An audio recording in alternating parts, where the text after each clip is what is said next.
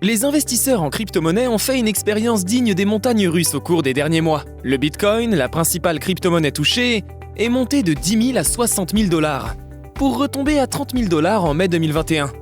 En l'espace d'une nuit, elle a perdu près de 20% de sa valeur. Les 4000 crypto-monnaies existantes dans le monde ont toutes été impactées. L'extrême volatilité des crypto-monnaies ne cesse d'alimenter les controverses. La question se pose donc, est-ce la fin de la bulle des crypto-monnaies ? Est-ce le moment d'investir ou plutôt celui de vendre ? Que penser de ce krach des crypto-monnaies ? Il est encore trop tôt pour tirer des conclusions de la dernière baisse du Bitcoin, qui reste la plus représentative des crypto-monnaies. Depuis sa création en 2008, le Bitcoin a déjà connu plusieurs crachs, perdant jusqu'à 87% de sa valeur en 2017, lorsque le gouvernement chinois décide de fermer les plateformes de change de crypto-monnaies. Il y a beaucoup de vrais arguments en faveur du Bitcoin, et encore plus en faveur de la technologie blockchain sur laquelle il est basé. Les crypto-monnaies sont perçues comme un moyen de lutter contre la centralisation et les risques de piratage des systèmes, qu'il s'agisse des gouvernements, des banques centrales, etc. Elles peuvent aussi être vues comme une valeur refuge, non sensible à l'inflation. Qualifiées de monnaie du futur, elles permettent une diversification de portefeuille pour les investisseurs, avec une performance potentielle très importante. En mai 2021, on a pu observer les énormes conséquences que les mouvements de ces actifs avaient sur le marché boursier dans sa globalité. Une baisse soudaine des cours des crypto-monnaies a des conséquences sur tous les produits financiers. Les crypto-monnaies sont volatiles, cela ne fait aucun doute. Mais les raisons de leur mouvement soudain ont probablement plus à voir avec la psychologie qu'avec la technologie. Quand on passe en quelques minutes de l'espoir de gagner de l'argent à la peur, le prix de l'actif est forcément en dents de scie. La plupart des gens s'attachent surtout à la valeur des cours en bourse. Une variation du cours pousse immédiatement à acheter ou vendre, massivement. Mais si des vagues d'émotions se produisent tout le temps sur les marchés, elles sont rarement aussi puissantes ou aussi rapides. Alors, comment expliquer ce qui s'est passé ? Était-il possible de le prévoir ? Et pouvons-nous prédire quoi que ce soit pour l'avenir ? Pourquoi le cours des crypto-monnaies a-t-il tant bougé en mai 2021 ?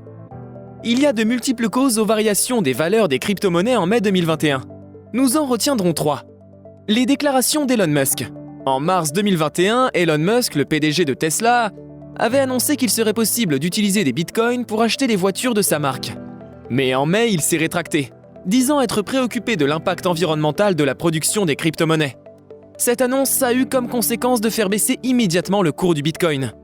La secousse suivante sur les marchés des crypto-monnaies a eu lieu le 16 mai, lorsqu'Elon Musk a suggéré que Tesla avait vendu ou allait vendre ses avoirs en bitcoin, qui représentaient 1,5 milliard de $, d'après une divulgation début février.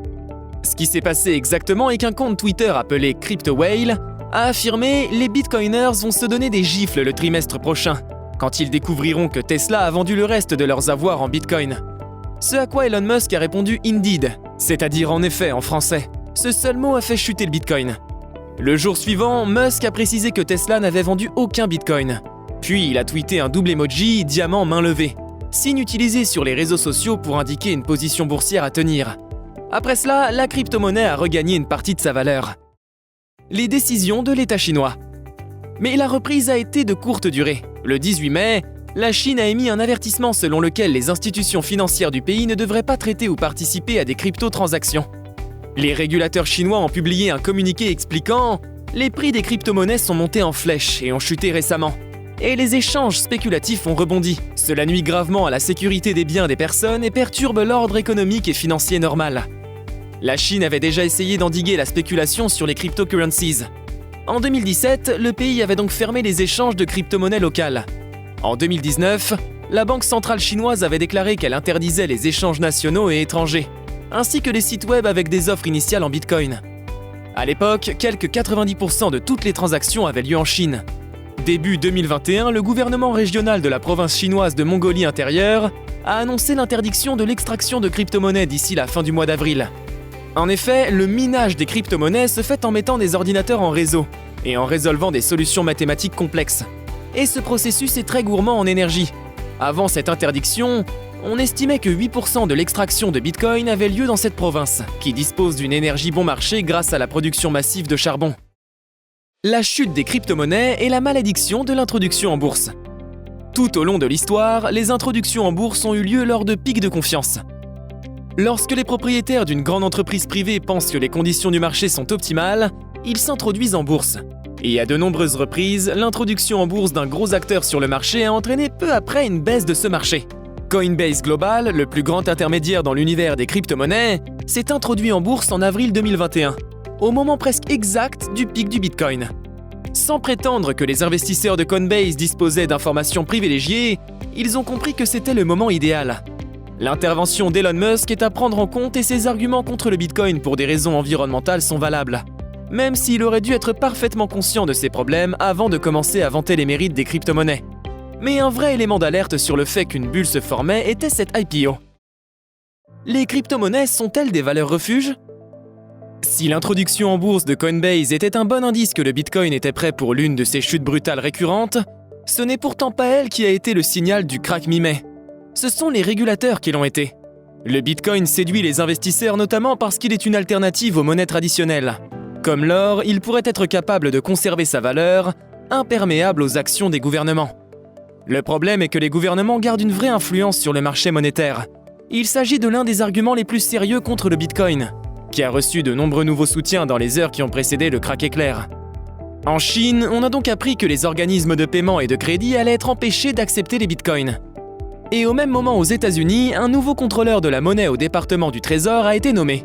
Il succède à un homme recruté par l'administration Trump chez Coinbase, et il a annoncé une révision de la politique de régulation des crypto-monnaies.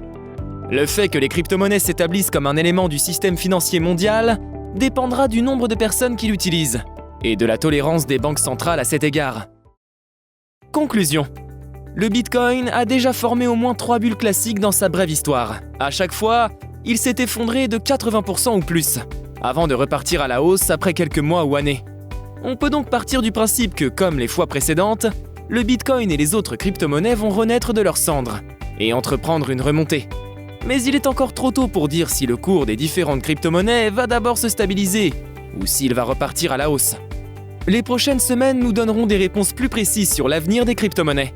Si vous avez investi dans les crypto-monnaies ou prévoyez de le faire, nous vous conseillons de rester attentif aux nouvelles du marché et de prendre vos décisions d'investissement avec prudence pour choisir une stratégie adaptée.